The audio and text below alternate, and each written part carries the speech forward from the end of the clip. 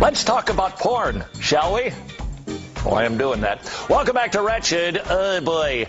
This is a big, monstrously horrid problem that is going on in America and in evangelicalism. It's pornography. Don't know if you realize this, though. Our American soldiers, they get to watch porn and look at it overseas. And there's a representative, way to go, dude, who's saying no porn for the soldiers.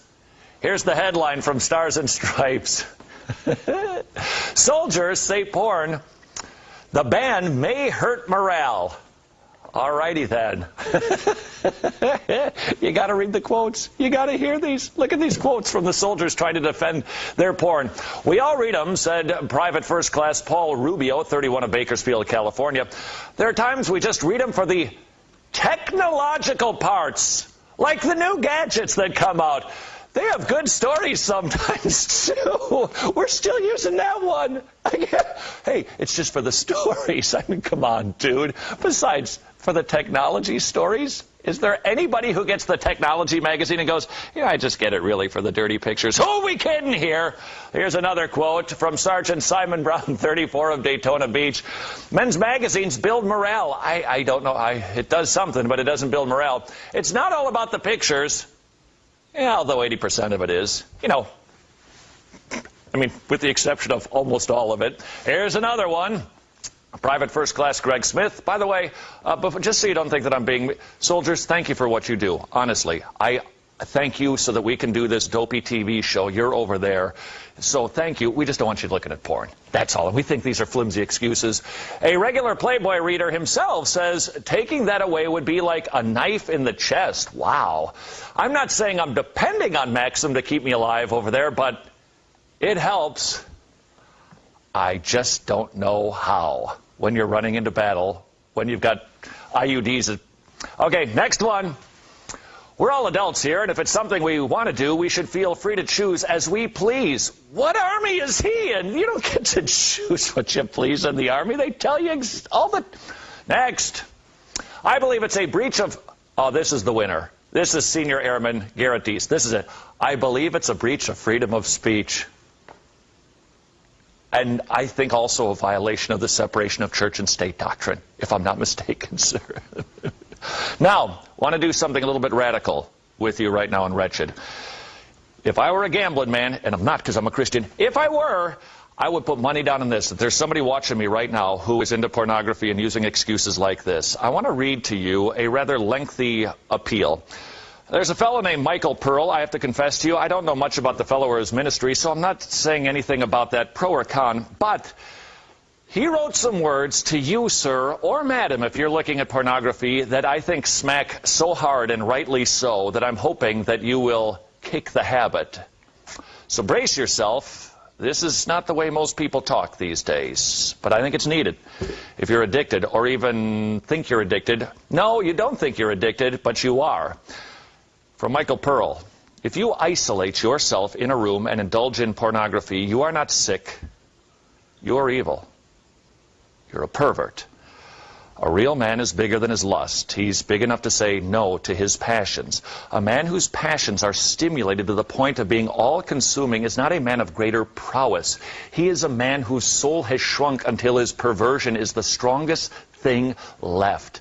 God created us with sexual drive, but he also gave us a steering wheel and a brake to direct and control our drives. And if you can't control yours, it's not a statement of the strength of your drive, but of the weakness of your soul. You're wasting away to the level of an alley cat. Now, Adam fell, but you're falling even further. And you're plunging your soul into eternal destruction, moving as far away from God as you can possibly get. You're lost and helpless by choice, and you don't deserve sympathy or understanding. You deserve condemnation and scorn. You're not a victim. You are a perpetrator. You sneak around like a thief as you lie and deceive, and your whole life is dedicated to the dragon, and your body is consumed as your soul is being digested. You're having communion with the devil, bowing in worship of the flesh. You are a disciple of evil. When was the last time you heard preaching like that? Huh? It's exactly what you need. I mean, come on, think about this just for a minute. If I told you about a guy who was running through your neighborhood, looking into people's bedroom windows late at night, you'd go, what a perv. Wow, sicko. What's the difference? All you're doing is you're dressing it up. You're putting in a little computer screen. And you're saying, well, it's not so bad. It's the same thing. It's just a little more high-tech and graphic. That's all. There's no difference. And so these words are hard. But come on, we're talking about something that's deep and ugly. Let me just keep sharing with you what Michael Pearl said. The lust you have created is never satisfied. It is an itch with no scratch, only more itch. Come on, tell me that isn't true. Come on. It started out just a little bit. You were watching magazines. You took a look. Dad left him in the bathroom, and maybe you found him underneath your older brother's bed, and you just looked at him a little bit. But now, and you just think, maybe just one more time. If I could just watch a little more, then it'll all be done. And you do it. And what do you need? You need more. You need more. And you just got to keep feeding the beast. That's what pornography is, and that's what it does. And I got to tell you something.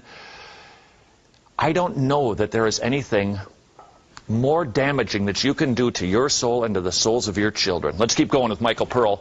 Pornographic satisfaction is like the pot of gold at the end of the rainbow, always just out of reach. Pornography destroys your ability to make love and replaces it with the cunning wit to use and abuse. You stink of self and you don't deserve a woman. Sir, is it not true that you spend a fair amount of your day plotting and planning and strategizing when you're going to be able to get to that computer? Do you not? Wait for the missus to go shopping, looking out the window to make sure that she's gone so that you can get to that computer and fire it up? I got to tell you something. Christians fall into sin. But let me ask you a question. Is strategizing like that, plotting like that, finding the websites, and then taking the time to fire up your computer, lock your door, get into your little room, and watch your images, is that falling? Or is that diving? And if you're saying, well, I only do it once in a while.